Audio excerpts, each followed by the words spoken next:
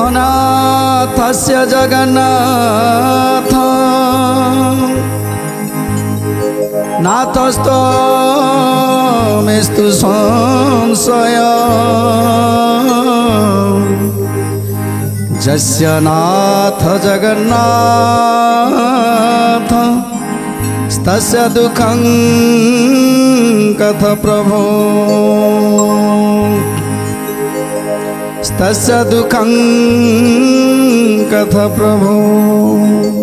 आज विद्यापति राजा इंद्रद्युम्न को बुझे दौरान समस्त कथा वर्णना करी कहउछंती श्रीक्षेत्र वर्णना आ श्रीक्षेत्र थिबा प्रभु नीलमाधवंकर वर्णना सुंदर भाव करुछंती आ प्रभुंकर से रूप वर्णना को सुनी आज इंद्रद्युम्न मंत्रमुग्ध हो जाइछंती आखिरु भावधारा बही जाउछि।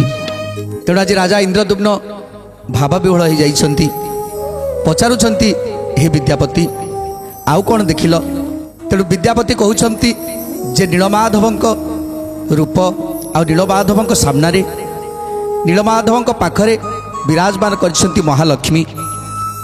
कौन कहउछंती आज विद्यापति 10 दिग जाक कुआलुओ करिते जे नीलाद्रि शिखरे प्रभु परिछंती विजे नीलाद्रि सिंहरे प्रभु परिछंती विजे नीलाद्रि सिंहरे प्रभु परिछंती विजे स्मरण कले दियंती अचला भकती भवबंधन तारी दियंती मुक्ति भवबंधन तारी दियंती मुक्ति भवबंधन तारी दियंती मुक्ति। विचित्र महिमा ताको सुनो ए राजन अद्भुत देखिली जा करुछि जनाण जय जय जगन्नाथ जगतर नाथ जय जय जगन्नाथ जगतर नाथ। तेणु आज कहउछंती विद्यापति हे मणिमा मु देखिली चतुर्भुज मूर्ति धारण करी बसिछंती नीलमाधव आउ तांकर बाम पाखरे अछंती माँ लक्ष्मी बीणा धरी माँ सरस्वती छिड़ा होती। ये आश्चर्य रूप को जेते देखिले भी सेते देखिबा पाई इच्छा हबो। आ थरे थरे आखिरे पड़ीगले थरे तांको उपरे नजर पड़ीगले आ आखिटा फेरिबा पाई चिंता करिवनी। तेणु एमिति रूप को मु देखिछि प्रभु एमिति रूप को मु देखिछि तांको पछ देशरे अनंत विहरे फणा वृंद छत्र करी धरी अछि सिरे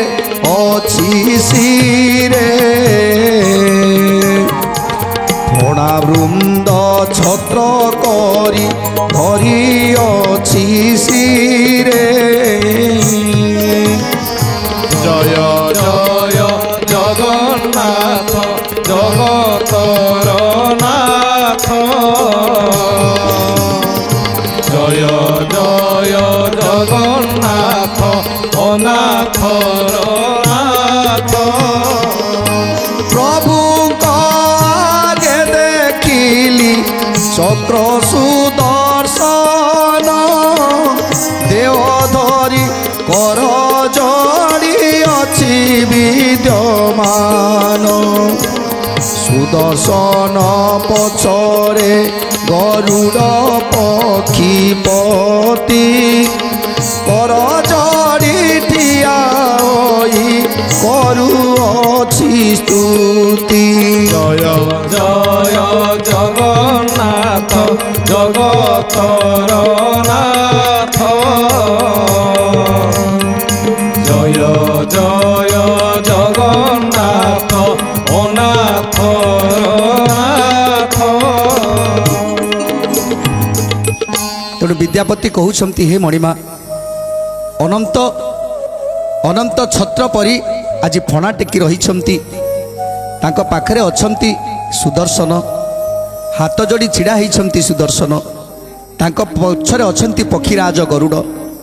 ତେଣୁ ଏମିତି ଏମିତି ଏକ ରୂପ ମୁଁ ଦର୍ଶନ କରିକି ଆସିଛି, ଯାହାକି କ୍ଷୀର ସମୁଦ୍ର ତଟରେ ନିରାକାର ନିରଞ୍ଜନ ନାରାୟଣ ପୁରୁଷ ବିରାଜମାନ କରିଛନ୍ତି।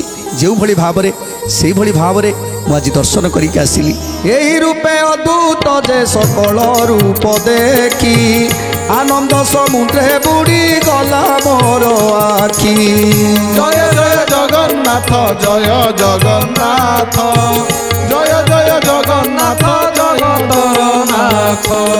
ରଜୁ ବାନ୍ଧି ଜେନେ କେନେ ଟାଣେ ଘନ ଘନ, ତେସନେ ସେଇ ସ୍ଥାନକୁ ଧାଏ ମୋର ମନ। ଜୟ ଜୟ ଜଗନ୍ନାଥ ଜୟ ଜଗନ୍ନାଥ ଜୟ ଜୟ ଜଗନ୍ନାଥ ଜଗତରନାଥ। ବହୁ ଜନ୍ମ ଫଳ ଯଦି ଫଳେ କକାଳେ, ସେହି ଫଳେ ମାଧବଙ୍କ ଦର୍ଶନ ମିଳେ। ବେଦ ପାଠ ଯଜ୍ଞ ବ୍ରତ ଦାନ ତୀର୍ଥ ସ୍ଥାନେ, ସେ ରୂପକୁ ଦର୍ଶନ ନ ପାନ୍ତି ମର୍ତ୍ତ୍ୟ ଜନେ। ଜୟ ଜୟ ଜଗନ୍ନାଥ ଜୟ ଜଗନ୍ନାଥ ଜୟ ଜୟ ଜଗନ୍ନାଥ ଜଗନ୍ନାଥର ନାଥ। ତେଣୁ ଆଜି ବିଦ୍ୟାପତି କହୁଛନ୍ତି ହେ ମଣିମା ଯେମିତି ରଜୁରେ ବାନ୍ଧିକି କିଏ ଟାଣି ନିଏ, ସେମିତି ସେମିତି ମୋ ମନ କେବଳ ସେଇ ଆଡ଼କୁ ଟାଣି ଟାଣି ଯାଉଥିଲା, ସେଇ ଆଡ଼କୁ କେବଳ ଟାଣି ଟାଣି ଯାଉଥିଲା, ମୁଁ ଯେମିତି ଟାଣି ହେଇକି ଯାଉଥିଲି। ତେଣୁ ହେ ମଣିମା ଏମିତି ରୂପ ଏମିତି କ୍ଷେତ୍ର ଯାହାକୁ ଦେଖିବା ଦେବତାଙ୍କର ଦୁର୍ଲଭ। ତେଣୁ ଏ ସାମାନ୍ୟ ମନୁଷ୍ୟଙ୍କର ସେ ଭାଗ୍ୟ କେଉଁଠୁ ଆସିବ? ତେଣୁ ଆଜି ଏ ଯେଉଁ ଭାଗ୍ୟ ମୋତେ ମିଳିଛି ସେ ଭାଗ୍ୟ ହୁଏତ କାହାକୁ ନ ମିଳିପାରେ। ତେଣୁ ଯେଉଁ ରାସ୍ତାକୁ ଯେଉଁ ପଥ ଦେଇକି ଯିବା ଅସମ୍ଭବ ସେ ପଥ ଦେଇ ମୁଁ ଯାଇଛି।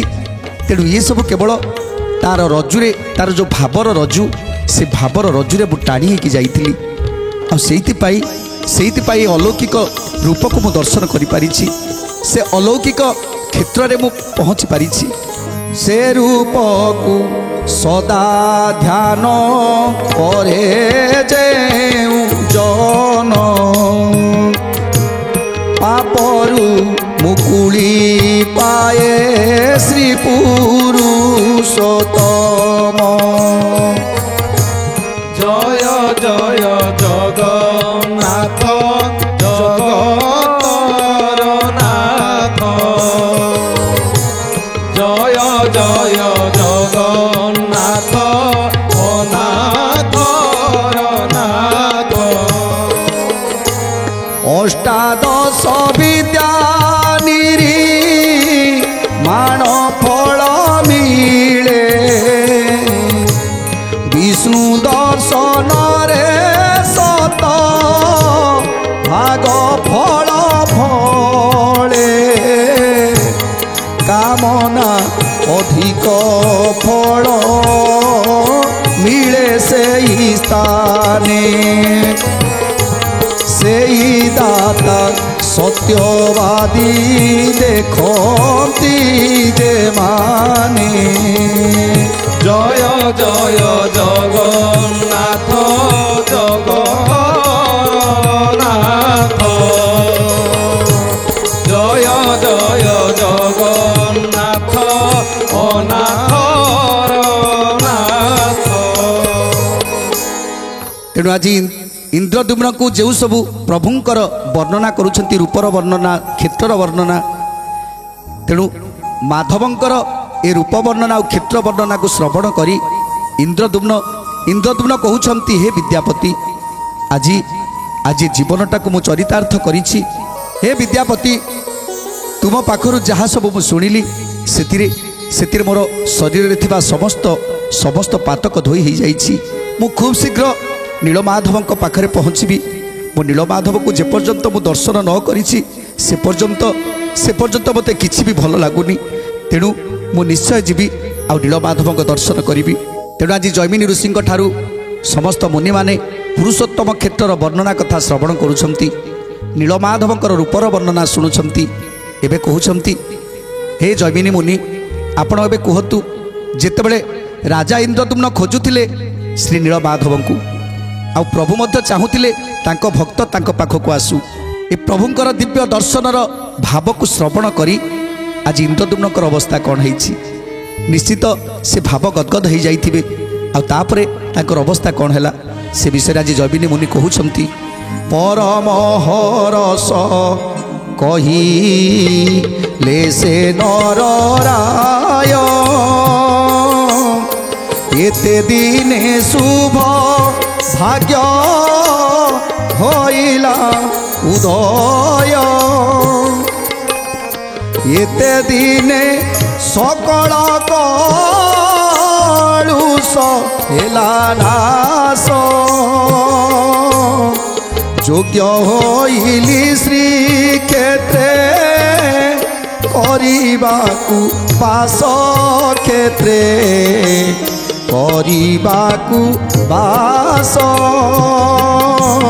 জয় জয় জগন্নাথ জগতর নাথ জগতর নাথ অনেক জন্মর মোর পাতক সমূহ এ মালা পরশে একা বেড়ে হেলা ক্ষয় এবে রাজ সক্ষেত্রে করিণ প্রয়াণ নিবাস করিবি গড় করিণ নির্মাণ গড় করিণ নির্মাণ জয় জয় জগন্নাথ জগতর নাথ জয় জয় জগন্নাথ জগতর নাথ জগতর নাথ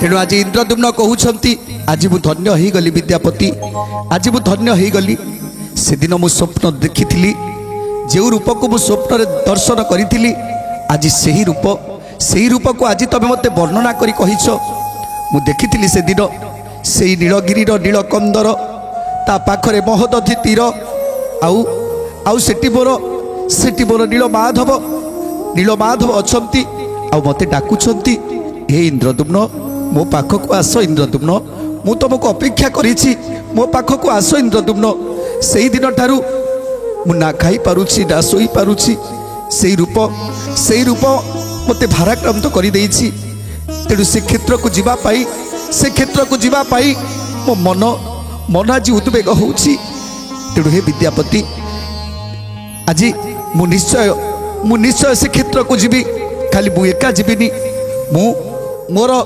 ରାଜ୍ୟବାସୀକୁ ମଧ୍ୟ ନେଇ ଚାଲିଯିବି ମୁଁ ରାଜ୍ୟବାସୀକୁ ନେଇ ସେଇଠି ମୁଁ ନଅର ତୋଳି ସେଇଠି ମୁଁ ବସବାସ କରିବି ତେଣୁ ଯାହା ବି ହେଇଯାଉ ମୋତେ ଯିବାକୁ ପଡ଼ିବ ତେଣୁ ଆଜି ଏ କଥା ଚିନ୍ତା କରୁଛନ୍ତି ଯେ ତାଙ୍କ ରାଜ୍ୟକୁ ନେଇ ସେ ଆଜି ଶ୍ରୀକ୍ଷେତ୍ର ମାଟିରେ ବସବାସ କରିବେ କ୍ଷେତ୍ରବାସୀ ହୋଇ ଅଶ୍ୱମେଧ ଯଜ୍ଞ କରି ନିତ୍ୟ ନାନା ଉପଚାରେ ପୂଜିବି ଶ୍ରୀହରି জয় জয় জগন্নাথ জগতর নাথ জয় জয় জগন্নাথ নাথ নাথ পরম তাপিত মতে দেখি নারায়ণ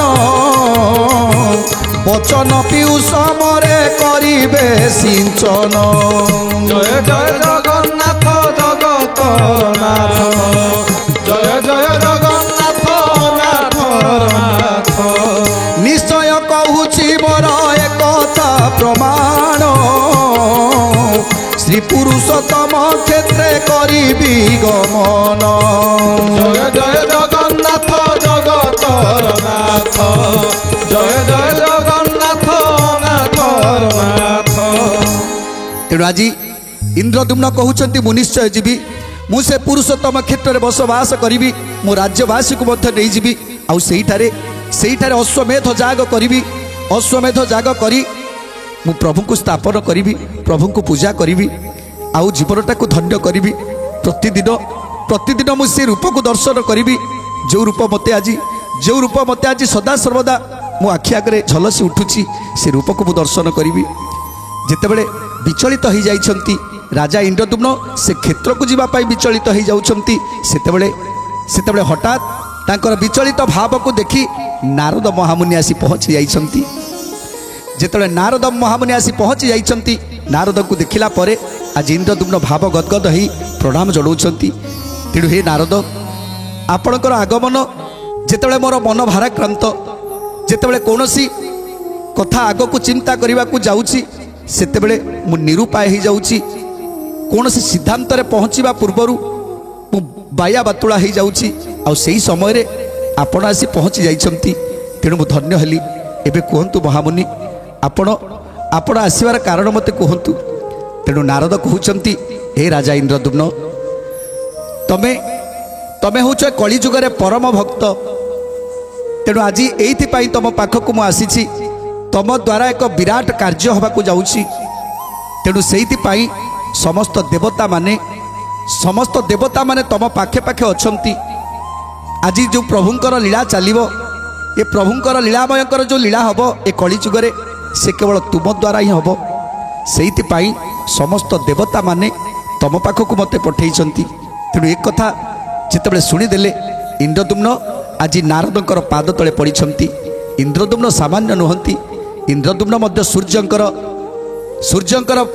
ପୁତ୍ର ମରିଚିଙ୍କର ସେ ମଧ୍ୟ ପୁତ୍ର ଯେ ଇନ୍ଦ୍ରଦ୍ୟୁମ୍ନ, ଯାହାକି କଳିଯୁଗରେ ଆଜି ଇନ୍ଦ୍ରଦ୍ୟୁମ୍ନ ରୂପରେ ଜନ୍ମଗ୍ରହଣ କରିଛନ୍ତି। ସେ ଇନ୍ଦ୍ରଦ୍ୟୁମ୍ନ ଆଜି ନାରଦଙ୍କର କଥାକୁ ଶ୍ରବଣ କରି ଯେ ସମସ୍ତ ଦେବତାମାନେ ତାଙ୍କ ପାଖେ ପାଖେ ଅଛନ୍ତି, ଯେ ପ୍ରଭୁଙ୍କର ଗୋଟେ ଲୀଳା ହେବ ଏ କଳିଯୁଗରେ, ମୋ ଦ୍ୱାରା ଲୀଳା ହେବ। ତେଣୁ ଏ କଥା ଶୁଣି ଆହୁରି ଖୁସି ହୋଇଯାଇଛନ୍ତି ଏବଂ ନାରଦଙ୍କର ସମସ୍ତ କଥାକୁ ଆଜି ଶ୍ରବଣ କରୁଛନ୍ତି। ଜାଣଇ ମୁଁ ଭଲେ ଧ୍ୟାନରୁ ବୁଝିଛି ତୁମେ ଜୀବ ନୀଳାଚଳେ। ଜୟ ଜୟ ଜଗନ୍ନାଥ ଜଗତର ନାଥ, ଜୟ ଜୟ ଜଗନ୍ନାଥ ଅନାଥର ନାଥ। বহন যাত্রা নির্ণয় করনুর পবর, নীলাচলে যা দুহি হুয়সি বাহার। জয় জয় জগন্নাথ জগতর নাথ, জয় জয় জগন্নাথ অনাথর নাথ। আজি নারদ কହୁଛନ୍ତି, হে রাজা ইন্দ্রদ্যুম্ন, তুমি নীলাচলকু যাব, শ্রী পুরুষোত্তম ক্ষেত্রকু যাব, মু মধ্য তুম সহিত যাবি। আউ কেমিতি কোণ যেতেবেলে যাহা দরকার সেতবে মু তুমকু সাহায্য করিবি। তেণু ইয়ে হচ্ছে দেবতা মানଙ୍କର মায়া। দেবতা মানে সমস্তে মতে পঠাইଛନ୍ତି তুম পাখকু, যে প্রভু লীলাময়ঙ্কর এ কলিযুগরে লীলা হব, দারু ব্রহ্ম রূপে প্রভু বিরাজমান করিবে। তেণু সেপাই মতে পঠাইଛନ୍ତି মর্ত্যপুরকু। তুমর কেতেবেলে যেতেবেলে যাহা অসুবিধা হব মতে কহিব, সবু কার্যরে মু তুমকু সহযোগ করিবি। যদি তুমি চাহুছ অশ্বমেধ যজ্ঞ করিবা পাই, অশ্বমেধ যজ্ঞ করিবা এ সমস্ত দেবতা মানଙ୍କର ନିର୍ଦ୍ଦେଶ ଅଛି যে অশ্বমেধ যজ্ঞ নিহাতি আবশ্যক। ଆଉ ସେ ଅଶ୍ୱମେଧ ଯଜ୍ଞ ଶେଷରେ ପ୍ରଭୁଙ୍କର ଲୀଳାକୁ ଅପେକ୍ଷା କରି ରହିବା, ପ୍ରଭୁ କ'ଣ ଲୀଳା କରୁଛନ୍ତି ଏବଂ ପ୍ରଭୁ ଯାହା ନିର୍ଦ୍ଦେଶ ଦେବେ ସେହି ନିର୍ଦ୍ଦେଶ ଅନୁସାରେ ଆମେ କାର୍ଯ୍ୟ କରିବା। ତେଣୁ ହେ ଇନ୍ଦ୍ରଦ୍ୟୁମ୍ନ, ମୁଁ ତୁମ ସହିତ ମଧ୍ୟ ଯିବି। ତେଣୁ ଯେତେବେଳେ ନାରଦ କହିଲେ ମୁଁ ମଧ୍ୟ ତୁମ ସହିତ ଯିବି, ସେତେବେଳେ ଯେମିତି ଗୋଟେ ବୁଡ଼ି ଯାଉଥିବା ଲୋକ ଗୋଟେ ତୃଣ ଖଣ୍ଡେଟିକୁ ଆଶ୍ରା କରେ, ସେମିତି ସମସ୍ତଙ୍କର ସହଯୋଗ ଯେତେବେଳେ ତାଙ୍କ ପାଖରେ ଆସି ପହଞ୍ଚି ଯାଇଛି, ଯେ ଇନ୍ଦ୍ରଦ୍ୟୁମ୍ନ ଆଉ ଡରିବାର ନାହିଁ, ଆଉ କୌଣସି ଭୟ ମଧ୍ୟ କରିବାର ନାହିଁ। ତେଣୁ ଦୃଢ଼ ଶକ୍ତି ତାଙ୍କର ଜାଗ୍ରତ ହେଇଛି, ତାଙ୍କ ଶରୀର ଭିତରେ ଯେମିତି ଦୃଢ଼ ଶକ୍ତି ଜାଗ୍ରତ ହେଇଛି, ଯେ ଲୀଳାମୟଙ୍କର ଲୀଳାକୁ ପ୍ରତିପାଦନ କରିବାର ଶକ୍ତି ଆସିଯାଇଛି। ଯେତେବେଳେ ଲୀଳାମୟ ଚାହୁଁଛନ୍ତି ମୋ ଦ୍ୱାରା ଚାହୁଁଛନ୍ତି ଏ କଳିଯୁଗରେ ଲୀଳା କରିବା ପାଇଁ, ତେଣୁ ମୁଁ ନିଶ୍ଚିତ ଆଗକୁ ଯିବି। ଆଉ ମୋ ରାଜ୍ୟବାସୀଙ୍କର ମନରେ ଦୁଃଖ ଦେଇ ନୁହେଁ, ମୋ ରାଜ୍ୟବାସୀଙ୍କୁ ମଧ୍ୟ ସମସ୍ତଙ୍କୁ ନେଇକି ଯିବି। ଆଉ ସେ କ୍ଷେତ୍ରରେ ଯାଇ ବସବାସ କରିବୁ, ସେ କ୍ଷେତ୍ରରେ ନଅର ତୋଳିବୁ, ଆଉ ସେ କ୍ଷେତ୍ରରେ ରହି ପ୍ରଭୁଙ୍କର ସେବା କରିବୁ। ଏ ବର୍ତ୍ତମାନ ଏ କଥାକୁ ଚିନ୍ତା କରିଛନ୍ତି ଇନ୍ଦ୍ରଦ୍ୟୁମ୍ନ ଆଉ ତାପରେ ନାରଦଙ୍କ ସହିତ ଯିବାକୁ ବାହାରିଛନ୍ତି ସେ ପୁରୁଷୋତ୍ତମ କ୍ଷେତ୍ରକୁ। ନାରଦ ସହିତେ ସତୀ ଋଷି ଏକାସନେ ରଜନୀ ବଞ୍ଚିଲେ ହରି କଥାଳପନେ। ଜୟ ଜୟ ଜଗନ୍ନାଥ ଜଗତର ନାଥ, ଜୟ ଜୟ ଜଗନ୍ନାଥ ଅନାଥର ନାଥ। ଉତ୍କଳ ଖଣ୍ଡର କଥା ଅତି ସୁମଧୁର, ଶ୍ରବଣେ ମହାନନ୍ଦ ତାପ କରେ ଦୂର। ଜୟ ଜୟ ଜଗନ୍ନାଥ ଜଗତର ନାଥ, ଜୟ ଜୟ ଜଗନ୍ନାଥ ଅନାଥର ନାଥ। ଦୁଇ ଭଳି ପଥିକିବୁ କଲି ଯେ ବର୍ଣ୍ଣନ, ପାଠ ହେତୁ ଏକ ଏକ ପଦର କାରଣ। ଯେଉଁ କଥା ଲେଖା ନାହିଁ ଅନ୍ୟାନ୍ୟ ପୁରାଣେ, ଏଥିରେ ତା ବର୍ଣ୍ଣନ ହୋଇଛି ବିଧାନେ। ଜୟ ଜୟ ଜଗନ୍ନାଥ ଜଗତର ନାଥ, ଜୟ ଜୟ ଜଗନ୍ନାଥ ଅନାଥର ନାଥ। বিষম যমদণ্ডରୁ ନାହିଁ ପରିତ୍ରାଣ, ଘୁଞ୍ଚିବ ସେ ଭୟ ନାମା ମୃତ କର ପାନ। ପରମ ଦୟାଳୁ ପ୍ରଭୁ ଦେବ ଜଗନ୍ନାଥ, ଶ୍ରୀନୀଳାଚଳେ ବିହାର ଦେଖ ଏ ସାକ୍ଷାତ। ଜୟ ଜୟ ଜଗନ୍ନାଥ ଜଗତର ନାଥ, ଜୟ ଜୟ ଜଗନ୍ନାଥ ଅନାଥର ନାଥ। ତେଣୁ ଯେତେବେଳେ ନାରଦଙ୍କ ପାଖରୁ ଏକଥା ଶୁଣିଲେ ଯେ ନାରଦ ମଧ୍ୟ ସହଯୋଗ କରୁଛନ୍ତି, ସମସ୍ତ ଦେବତାମାନେ ମଧ୍ୟ ସହଯୋଗ କରିବେ। ତେଣୁ ଆଜି ରାଜା ଇନ୍ଦ୍ରଦ୍ୟୁମ୍ନ ସମସ୍ତ ରାଜ୍ୟବାସୀମାନଙ୍କୁ ଡକେଇଲେ ନିଜ ପାଖକୁ, ଆଉ ସମସ୍ତ ରାଜ୍ୟବାସୀକୁ ସମସ୍ତଙ୍କୁ ଅନୁରୋଧ କଲେ ଯେ ଶ୍ରୀ ପୁରୁଷୋତ୍ତମ କ୍ଷେତ୍ରକୁ ଯିବାକୁ ଯେଉଁମାନେ ଚାହୁଁଛନ୍ତି ସେମାନେ ଆଗକୁ ଆସନ୍ତୁ, ସେମାନେ ମୋ ପାଖକୁ ଆସନ୍ତୁ। କାହିଁକିନା ଯାହାର ଯେଉଁ ବ୍ୟବସାୟ ସେଠି ମଧ୍ୟ କରିପାରିବେ, ଆଉ ଏ ରାଜ୍ୟ ଛାଡ଼ି ମୁଁ ସେ ରାଜ୍ୟକୁ ଚାଲି ଯିବାକୁ ଚାହୁଁଛି, ଆଉ ବସତି ସ୍ଥାପନ କରିବା ପାଇଁ ଚାହୁଁଛି। ତେଣୁ ଯେଉଁମାନଙ୍କର ଇଚ୍ଛା, ଯେଉଁମାନଙ୍କର ଆଗ୍ରହ ଅଛି ସେମାନେ ମୋ ସହିତ ଆସନ୍ତୁ। ଆଉ ଯେଉଁମାନେ ମୋ ସହିତ ଯିବେ ସେମାନଙ୍କୁ ଘୋର କଷ୍ଟ ସହିବାକୁ ପଡ଼ିବ। କାହିଁକିନା ଏ ପଥ କଷ୍ଟ, କେତେ ଦିନ ଏ ପଥ କଷ୍ଟ ଲାଗିବ ତାହା କିଛି କହିହେବନି। ଆଉ କେତେ ଦିନରେ ଯାଇ ପହଞ୍ଚିବା, ଆଉ ପହଞ୍ଚିବା ପରେ ସେଠାରେ ତ କିଛି ନଥିବ। ସବୁକିଛି ଆମକୁ ପୁଣି ଆରମ୍ଭ କରିବା ପାଇଁ ପଡ଼ିବ। ଗୋଟେ ଗୃହଟେ ନିର୍ମାଣଟେ କରିବାକୁ ପଡ଼ିବ, ନିଜ ନିଜର ବ୍ୟବସାୟ ବାଣିଜ୍ୟ କରିବା ପାଇଁ। ତେଣୁ ସବୁକିଛି ଆରମ୍ଭ କରିବା ପାଇଁ ପଡ଼ିବ। ହେଲେ ଏତେ କଷ୍ଟ ଯେଉଁମାନେ ସହିପାରିବେ ସେଇମାନେ ମୋ ନିକଟକୁ ଆସନ୍ତୁ। ତେଣୁ ଏ କଥା ଶୁଣି ଆଜି ମାଳବ ଦେଶର ଅବନ୍ତୀ ନଗରର ଯେତେ ପ୍ରଜାମାନେ ଥିଲେ ଅର୍ଦ୍ଧେକ ପ୍ରଜାମାନେ ଆଗକୁ ଆସିଲେ। କାହିଁକିନା ଏମିତି ଏକ କ୍ଷେତ୍ର ଯେଉଁଠି ପ୍ରଭୁ ବିରାଜମାନ କରିଛନ୍ତି, ତେଣୁ ସେ କ୍ଷେତ୍ରକୁ ଯିବା ପାଇଁ ସମସ୍ତଙ୍କର ଆଗ୍ରହ ହେଲା। ତେଣୁ ଅର୍ଦ୍ଧେକ ଅବନ୍ତୀ ନଗରର ଅର୍ଦ୍ଧେକ ଲୋକ ବାହାରି ପଡ଼ିଲେ ଯିବା ପାଇଁ, ଆଉ ଅର୍ଦ୍ଧେକ ଲୋକ ସେମାନେ ତାଙ୍କର ବୃତ୍ତି ଛାଡ଼ି ଆସିବା ପାଇଁ ନାରାଜ ହେଇଗଲେ। ତାପରେ କ'ଣ ହେଲା ସୁନ୍ଦର କଥା ଜାଣିବା ପରବର୍ତ୍ତୀ ଅଧ୍ୟାୟରେ। ଆଜି ତ ସମୟ ଇସାରା ଦେଲାଣି, ଆଜି ପାଇଁ ବାଣୀକି ବିରାମ ଦେବା, ଟିକେ ପ୍ରଭୁଙ୍କର ନାମ ସଂକୀର୍ତ୍ତନ କରି ଆଜିର କାର୍ଯ୍ୟକ୍ରମକୁ ସମାପ୍ତ କରିବା। ଜଗନ୍ନାଥ ଜଗନ୍ନାଥ ଜଗନ୍ନାଥ ପାଇମା, ଜଗନ୍ନାଥ ଜଗନ୍ନାଥ ଜଗନ୍ନାଥ ରକ୍ଷମା। ଜଗନ୍ନାଥ ଜଗନ୍ନାଥ ଜଗନ୍ନାଥ ପାହିମା, ଜଗନ୍ନାଥ ଜଗନ୍ନାଥ ଜଗନ୍ନାଥ ରକ୍ଷମା। ଜଗନ୍ନାଥ ଜଗନ୍ନାଥ ଜଗନ୍ନାଥ ପାଇମା, ଜଗନ୍ନାଥ ଜଗନ୍ନାଥ ଜଗନ୍ନାଥ ରକ୍ଷମା। ଜଗନ୍ନାଥ ଜଗନ୍ନାଥ ଜଗନ୍ନାଥ ପାହିମା, ଜଗନ୍ନାଥ ଜଗନ୍ନାଥ ଜଗନ୍ନାଥ ରକ୍ଷମା। ମହାବାହୁ ମହାବାହୁ ମହାବାହୁ ଶରଣମ୍, ମହାବାହୁ ମହାବାହୁ ମହାବାହୁ ନମ ନମୋ। ମହାବାହୁ ମହାବାହୁ ମହାବାହୁ ଶରଣମ୍, ମହାବାହୁ ମହାବାହୁ ମହା